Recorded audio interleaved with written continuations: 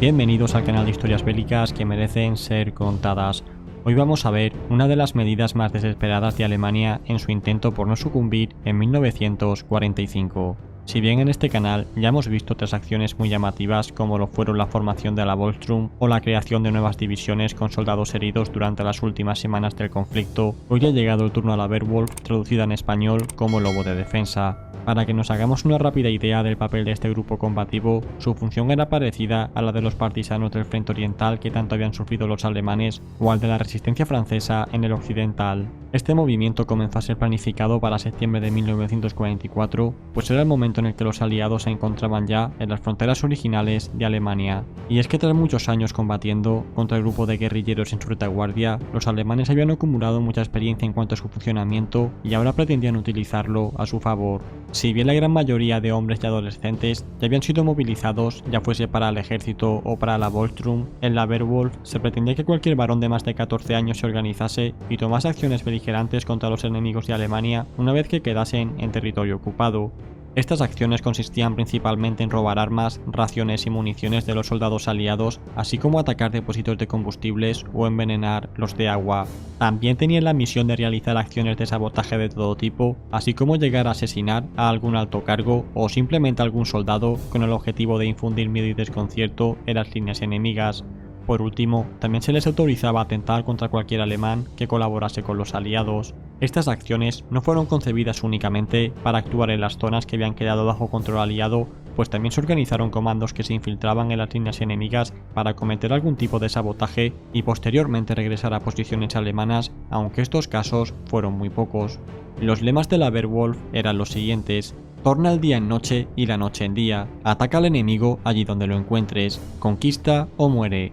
El emblema con el que fueron dotados, como estamos viendo, fue una runa que estaba simbolizada para representar una antigua trampa para lobos. Con respecto a su armamento y equipo, tenemos que indicar que fue bastante pobre, pues para esas fechas la situación en Alemania era completamente desesperada y apenas se podía suministrar malamente al ejército. Debido a esto y a su condición de semiguerrilleros, los cuales debían de actuar en grupos de entre 3 y 6 hombres, el entrenamiento que se daba estaba dirigido a que fuesen capaces de aprovechar cualquier tipo de elemento. En los programas de entrenamiento se pretendía enseñar a matar a centinelas utilizando una cuerda como soga, a fabricar explosivos caseros y a reutilizar cualquier bomba o material aliado que hubiese sido capturado. Sin embargo, y debido al rápido avance de los soviéticos en el frente oriental, una vez que iniciaron su ofensiva del Vistula-Oder, muchos de estos programas se quedaron en el tintero. Para finales de marzo de 1945, Goebbels emitió un discurso por la radio en el que hacía un llamamiento a todo el pueblo alemán para que se uniese a la Werwolf y actuase en consecuencia si su zona era ocupada por el enemigo. Esta emisión comenzó con el aullido de un lobo y en ella se exhortaba al pueblo alemán a luchar hasta la muerte.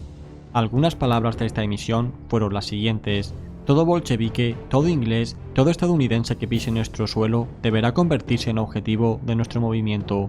Cualquier alemán, cualquiera que sea en su profesión o posición social, que se ponga al servicio del enemigo y colabore con él, sentirá el peso de nuestro brazo vengador. Otra idea que las autoridades alemanas transmitían en estas emisiones es el hecho de que si bien tras la derrota de 1918 Alemania había tenido posibilidades de recuperarse, si eran derrotados ahora, Alemania nunca se volvería a levantar y quedarían siempre bajo el yugo de los aliados. Paradójicamente, y como veremos a continuación, este tipo de mensajes a la población era casi más tomado en serio por los enemigos de Alemania que por los propios alemanes.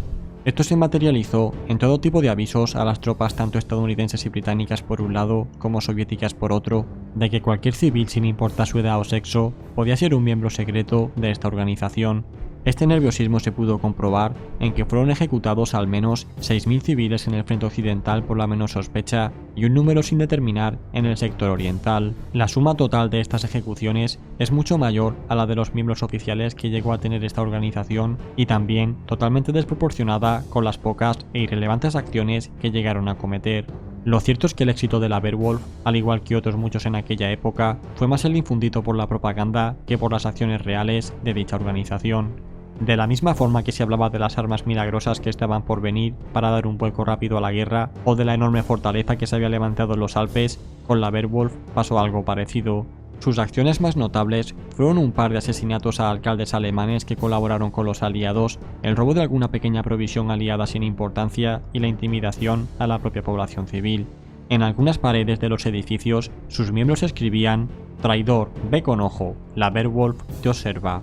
Casualmente, el propio Himmler, el cual era uno de sus principales encargados, dio órdenes a la Werwolf para mediados de abril de 1945 para que redujesen sus actividades. Estas órdenes estaban motivadas por las negociaciones de paz secretas que estaba realizando, las cuales no quería que se pudiesen enturbiar por numerosas acciones de guerrilla sin control tras las líneas aliadas. Sin embargo, debido a que el control de las emisoras de radio estaba bajo manos de Goebbels, los llamamientos a todo tipo de acciones se fueron intensificando a medida de que todo se iba derrumbando. En cualquier caso, y como hemos dicho anteriormente, la mayor parte de estos preparativos y entrenamiento para formar a la Werwolf no se pudieron llevar a cabo debido al rápido avance aliado, sobre todo en el frente oriental. Como consecuencia de esto, fueron muchas las tropas alemanas que quedaron embolsadas y que fueron poco a poco abriéndose paso por las líneas soviéticas hasta que iban llegando a posiciones alemanas. Como algunos de estos hombres pertenecían a la Volkssturm, sus acciones fueron confundidas por los actos de la Werwolf y ambos bandos lo alimentaron en beneficio a sus intereses. Con respecto al frente occidental, tenemos que señalar que este hundimiento fue visible a partir de marzo de 1945 y por norma general la resistencia que se opuso en dicho frente, sobre todo en abril, fue mucho menor que en el oriental. Muchos de estos grupos de jóvenes adolescentes, reclutados de forma acelerada, se rendían o se iban a casa sin oponer mucha oposición. A modo de anécdota, tenemos que comentar que cuando se propuso esta técnica de guerra de guerrillas entre los alemanes, fueron muchos los que protestaron y dijeron que esto no era la forma de combatir de un alemán. Nosotros no somos una nación de guerrilleros, nosotros seguimos a un dirigente capaz de dar órdenes, comentaron algunos. Finalmente, tenemos que tener en cuenta que debido a la gran confusión del momento, ha sido muy difícil determinar cuáles fueron sus acciones reales a lo largo de estas últimas semanas de la guerra. Esto ha provocado muchos mitos en torno a esta organización que algunos historiadores afirman que se mantuvo viva hasta 1947. Hay que indicar que los propios aliados, sobre todo los soviéticos, se sirvieron de ella para quitarse de en medio a alguno de los suyos sin que levantase muchas sospechas. Acciones como esta quedaron reflejadas con la muerte del coronel general Nikolai Berzarin.